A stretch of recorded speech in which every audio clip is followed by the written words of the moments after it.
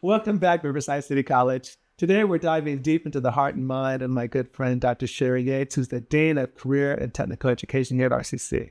Dr. Yates, thank you for being here with us today. Thank you for having me. You're very welcome. So let's start by exploring a bit about you. How long have you been working here at RCC? Oh, since 1990. So that would be... Oh, don't give me a year. 1990 is good. 1990, 34. Oh, wow. Long time. I grew up here. What did you start doing when you were hired? What was your first job? Oh, I was a preschool teacher. And then I became a faculty member. Wow. It was part-time in 90 to 2000. And then in 2000, I got a full-time position. Wow. And so you were at preschool. Mm-hmm. That is awesome. I love preschool children. So did you know all of your life that you wanted to kind of work with preschoolers and assist in their education? Yeah, I can't remember a time where I didn't want to be a teacher. Like, I feel like I was born to be a teacher. And part of that is I like helping people. And I think that teaching is a way of helping, sharing your knowledge or just any way to support or give. And then I also feel like teaching is part of, like, in my classes, like almost like a healer. So there's something that, you could really, when you're teaching about education and people's background and everything like that, that there's times where you can really help heal some of the trauma that our students have faced. Our students. Yeah. But it was a windy road. Well, okay, let's go back there. So were you born here in Riverside? No, my dad was in the Air Force, so I was born in Idaho and, lived everywhere. And then he retired at March, and so we came back my senior year. Oh, so you traveled all through your high school year? Yeah, but I feel like I'm a true Californian now because I know the freeways. So I know what, the 91 and the 5. Yeah. Now I'm official. Okay, so you did say you came back here and did your senior year here? Yeah. What high school? North. Oh, North! I love it. That's awesome. Go Huskies. Go Huskies. Okay, so you finished high school, and then where did your educational adventure go? So I went to RCC, and I started learning about early childhood, and then I transferred to a different school and went and studied more about secondary ed. I thought preschool's too hard, so let me do some work on high school and middle school, and that was fun. But then I came back to the preschool end of it. Wow! So where did you transferred? Went to another school after RCC. Where did you get your bachelor's degree from? I got my bachelor's from Brigham Young University. You did? And then I came back. I had a scholarship there. Did you? To play football. Wow. Yeah, to play football when I was a senior. That's interesting. Good team. Yeah, that was a good team. Good wow. How was that experience for you in college at the UC University level? Not great because I was very unhappily married and had 2 little kids, and I went through a tough divorce, and but it was really good for me. Yeah. And you did this while you were going to school? You were going through this? Yeah, and it took me a while. And so what happened was I became a single mom living on the east side in Riverside, and just working my way through school. Mm-hmm. And it was tough because it's hard to be poor, and there was a lot of drive-bys back then in the 90s. And so I would, if I'd hear the pop, pop, pop, I'd put my kids in the bathtub and hope that they were okay, and they were. But I was proud of myself too at the same time that I was doing on my own and being independent, kind of coming into myself. I got married too young, had babies too young. But I'm proud of that experience. There's some things though that, you never really get over. Like I would sell my plasma for food, and I did not weigh enough. And so you had to be 110 pounds. So I would pack on all the clothes and put on ankle weights and, Yeah. So I'm sorry, I hope you all are hearing this. So many of the opportunities I've had to interview my colleagues and people from the community and share with you, I hope you're saying that all of us have had the experiences, or even more experiences than you've ever had, and we've overcome them to accomplish these goals. And Dr. Yates has overcome some serious hurdles to be where she is today. So you need to see this as encouraging for you, right? Because you've done it. Oh, I made it. You're a doctor. If I could do it, anyone can. That's nice. It does take some resilience and some strength. Yeah. That's wonderful. Okay, so you got your bachelor's degree from Brigham, yeah? Yep. Then you got your master's. Yeah, that took a while. Where'd that go? Where'd you go? 6 years. Long Beach State. Oh, Long Beach. Yeah. Did you move out here or did you commute? I just commuted. Yeah. You really? And luckily, my mom helped with the kids. I did nights, weekends, and all that good stuff. Yeah. And you got your bachelor's degree in what? And my bachelor's in secondary ed and health education. And health education. And then I got my master's in elementary ed, and I started teaching kindergarten and first grade. Did you? Yeah. Out there or here? In here at Valverde. At Valverde? Yeah. That's awesome.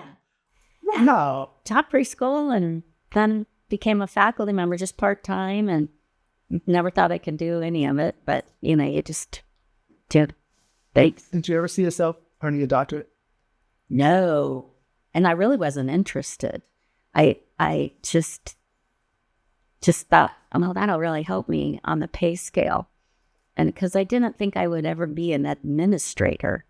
I didn't think I had the temperament for it. And you did.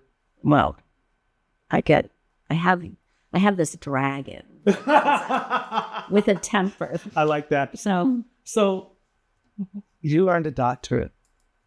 Do you have siblings? Yeah. Were you the first person to earn a doctorate? Yeah, I was. Yeah, so that's painful. That's pretty amazing. Because I'm brilliant brothers, but I got the doctorate. That's awesome. Oh, I love it. All right. So tell me, of all that you shared with me so far and with our students community, what would you say really shaped who? I think going through that divorce, I was loud that I experienced that. Looking back, at the time it was not fun, but it really just made me a more empathetic person and more, like with the students, I feel like I relate so much more to them, and wasn't born with a silver spoon. Everything handed to me, and when I talk about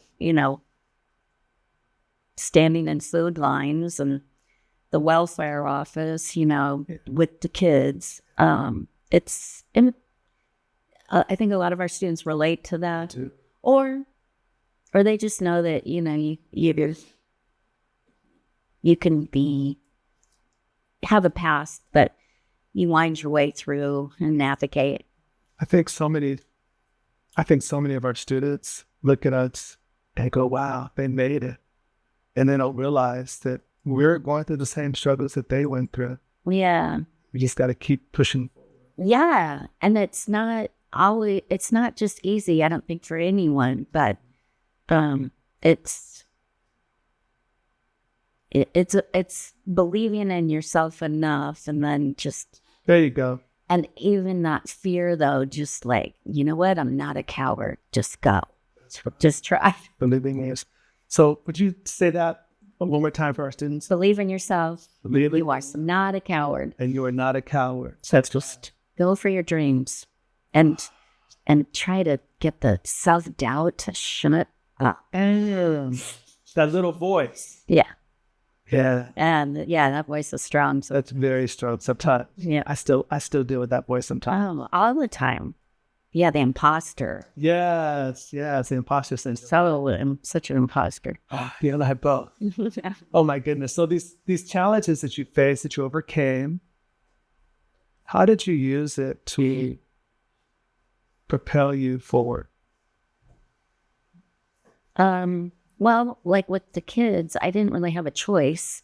So, but just kept trying and trying. I never thought I could get a bachelor's degree. I never thought I could like pass the CSET, you know, those exams that scare you to death. And then I don't know why, but I passed. We know why, because you're smart. Well, that's smart. Maybe luck. No, So that's beautiful. We often talk about purpose and passion. What drives you to do what you do? And how do you stay connected to that during the day and the week with all of the challenges and things we have to go through? yeah, that's a great question. Yeah. So I feel like my purpose, I was born on this planet to teach and just, and it doesn't have to be like in a formal kind of role. It could be in, you know, Albertsons, if someone doesn't know where the Diet Coke is or whatever. So I just like helping people. And so then that fulfills me. Anytime I can help someone, it gives me a little boost of energy. And so that's my purpose. But sometimes it drains. And so I think my family reminds me of that there's more than just a job. I think I am kind of a workaholic. So Yeah, so am I. yeah, you I are. share that. You are. We share that. So as a leader in our community here, you've encountered moments of self-doubt. We talked about that a little bit, and uncertainty. How do you navigate those moments and find the courage to lead with authenticity? Oh, so courage. Sometimes I see the fear in others, and then they are paralyzed with fear. It's very hard for some people to make decisions, and so I just don't want that. I would rather make a decision and then adjust than to be just paralyzed. And so I sludge my way through things, and I do say to myself, I am not a coward. Just go for it. And sometimes it's hard because you have to have awkward, horrible conversations with people you really like and respect. But you're in this position as a leader that you need to hold people accountable. Naturally, that's really hard. That can be hard. It's hard. Yeah. But coming from a place, I think coming from a place from the heart, and you doing that to help that person improve is a good space. That's a good attitude. That's how I see it. Yeah. Sometimes I'm like, or it's that fear of. But also, it takes courage to have courageous conversations. It does, doesn't it? Yes. And then on that note, something I like to share with people is that in order to understand,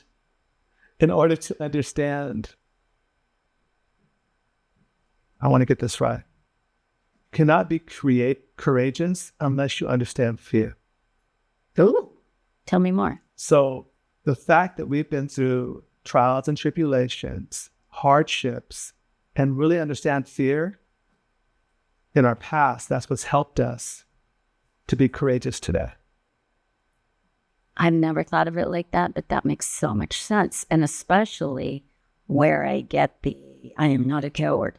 Like that is totally based back into those hard days. Yes, but you and I have overcome those hard days. Yeah. So now we can actually stand in courage because we've experienced fear. Yeah. And what's the worst thing that could happen? Well, it already happened. It already happened. Isn't that real? Yeah. It's already happened. These are lessons that our students can really learn from. So thank you I really appreciate you being so honest. This is good. Let's talk about resilience. Can you share a time when you faced adversity and how you bounced back even stronger? Yeah. So, so my husband, who I like, this husband, he had a bad heart, and 5 years ago he got a heart transplant, and that was hooray! We celebrated. It was wonderful. He felt so good, and it was really great. And then, just a year later, his lungs started failing. And so, so then we dealt with that, and it was like, it was like such a gift to have him healthy. And, there are many, many days and him being in the hospital that, and I don't know if you spent much time in the hospital, but it's like its own community. And, you just sometimes walk out into the sunshine and realize, oh, there's like life going on. So anyway, so then I can't believe it, but I'm told he needs a lung transplant. And so like, you cannot make this stuff up. So, but he got a lung transplant a year ago. I know. And then now he's feeling better again.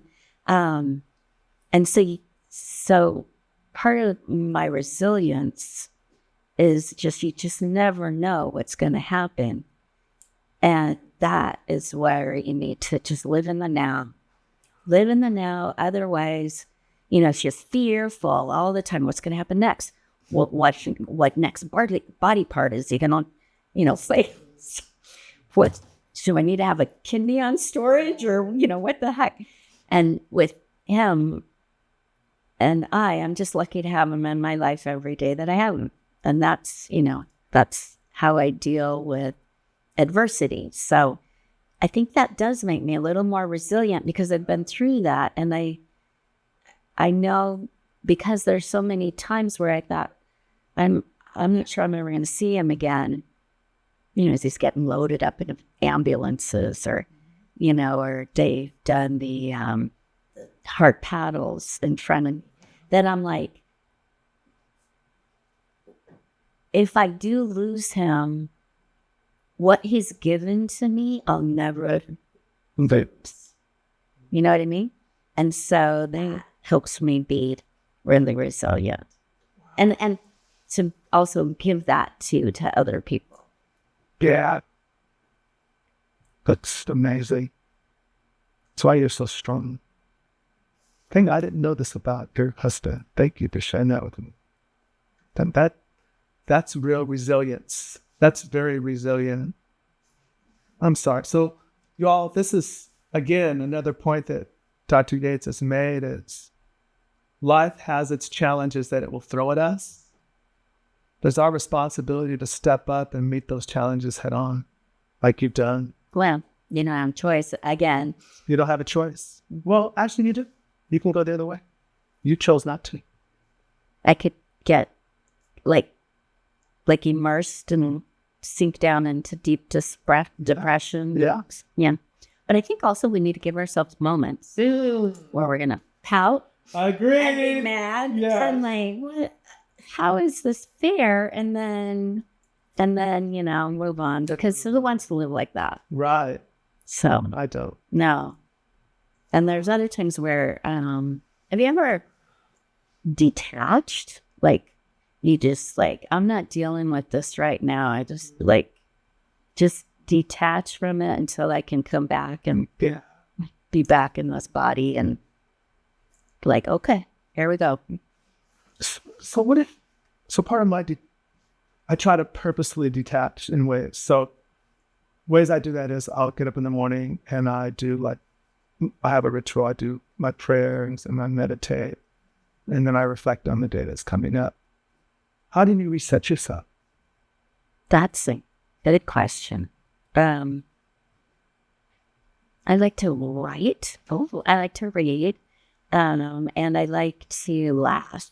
And so anyone who makes me laugh, it's like, oh, I love it. so I have, people in my life that are just hilarious. And then that resets me. I love it. Laughter is good for that, isn't it? So good. It's so healthy.